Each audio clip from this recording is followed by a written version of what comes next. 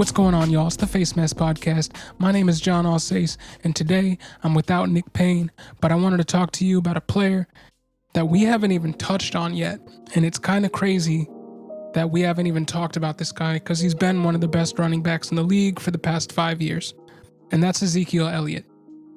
And today I wanted to get into the subject of, is Zeke going to come into 2021 and still be that elite top 5 at his position player that he's been throughout his career pretty much up until last season? So before we get into it, let's look back at his running back finishes throughout the years. In 2016, he finished as the RB2 in both standard and half PPR formats. In 2017, he was the RB9 in standard and the RB10 in half PPR. In 2018, he was the RB5 in both formats. In 2019, he jumped up one spot, he was the RB4 in both formats. And in 2020, he experienced the fall from grace that we all saw last season. He finished as the RB11 through 17 games. Now let's look at his ADP following each of these years so we can gauge his fantasy interest year to year. So following his RB2 finish in 2016, he ended up being the 5th player drafted off of boards that year. In 2017, he mimicked it. He was also the 5th player drafted, overall ADP of 5. Following to the 2018 season, in which he finished as the RB5, he was being drafted in the 4th spot, ADP of 4. In 2019, following his RB4 finish, his ADP was 3. And then following his 2020 season, in which he finished as the RB11, his ADP right now is 7, which is the lowest that he's ever experienced. So while that's not a huge drop, we have to dig into why there was a drop in the first place for a running back that, by all accounts, should be still somewhere in the top 5 based off of talent alone. So get into that, we're going to need to get into a story. It's called A Tale of Two Zekes. Now the first Zeke, he played in games 1 through games 5. And coincidentally, those are the games he played with Dak Prescott while he was still healthy. In those 5 games, he totaled 364 yards and 5 TDs on the ground. And he added in 24 receptions during that span for 173 yards and 1 touchdown through the air. Extrapolated over a 16-game season, that's 1,164 yards and 16 TDs on the ground. And he added in 76 receptions for 553 yards and an extra 3 TDs through the air. That accounts for over 1,700 all-purpose yards. So to put that into fantasy points per game, in standard leagues, he would have finished with 19.8 fantasy points per game over those 5 games.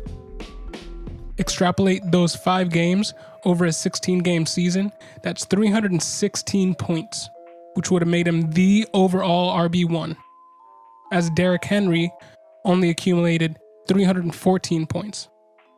And that's in standard. And if you look at the stats for both of these players, Ezekiel Elliott and Derrick Henry, in half PPR and in full PPR, Zeke would have had even more points because he's been used more as a receiver through those 5 games than Derrick Henry has through his whole season. Now we need to get into the second Zeke. This is the Zeke that played with Ben DiNucci, Cooper Rush, and Andy Dalton for 10 games, from game 6 to game 17. In those 10 games, he totaled 615 yards on the ground and 6 TDs, with another 24 receptions for 173 yards and 1 touchdown through the air. Now you would normally look at those TD numbers, 6 TDs on the ground through 10 games, and think that's respectable, but 4 of them came in the same game against the Eagles in Week 16. So he only scored 2 touchdowns in the 10 games if we took that game out of the equation as far as touchdowns are concerned.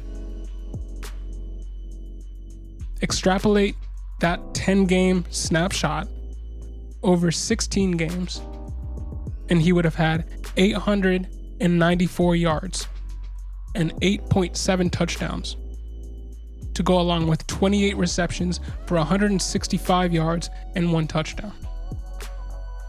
That accounts for about 8.6 fantasy points per game through the last 10 games in standard scoring. Extrapolated over a 16-game season, he would have put up 132.8 points, which would have put him at the RB30, right in between Jeff Wilson Jr. of the San Francisco 49ers and Giovanni Bernard of the Cincinnati Bengals. So not exactly what you're looking for from somebody you would have drafted within the first round. So looking at all the numbers that I just spit out, it's pretty clear that his success in this offense next year hinges on the return of Dak Prescott. Now recently it came out via social media that both Blake Jarwin and Dak Prescott both want back in with the Cowboys. This came out when Blake Jarwin posted a picture of Dak Prescott and Blake Jarwin celebrating together on his Instagram account with the caption tagging Dak, asking him if, quote, he wanted to run it back in a few months. To which Dak responded, quote, "That's the only way I see it." So if we were to take this at face value, Zeke will have his QB1 back in the fold and should hence be able to put up RB1 numbers once again. And if he keeps getting the touchdown and the reception game work from Dak Prescott like he was through the first 5 weeks of last season, in a year where he's being written off as old and he's hearing fans chatter about Tony Pollard being the better back at this point in his career, he's actually a dark horse contender to finish with the rushing title, to finish as the running back 1 overall, which is something that he actually hasn't done in his career, but he was on pace through 5 games in 2020. So what do you guys think? Do you guys agree with my numbers, what the numbers are showing you? Or do you think he's done, the fall from grace is real, and what we saw in the last 10 games of the season is what we should be expecting from this star running back for the rest of his career? If you disagree with me, or if you agree with me, put your thoughts in the comment section below. Thank you for listening. This is the Face Mask Podcast. My name is John Alsace, and we'll have another video for you soon. So stay tuned.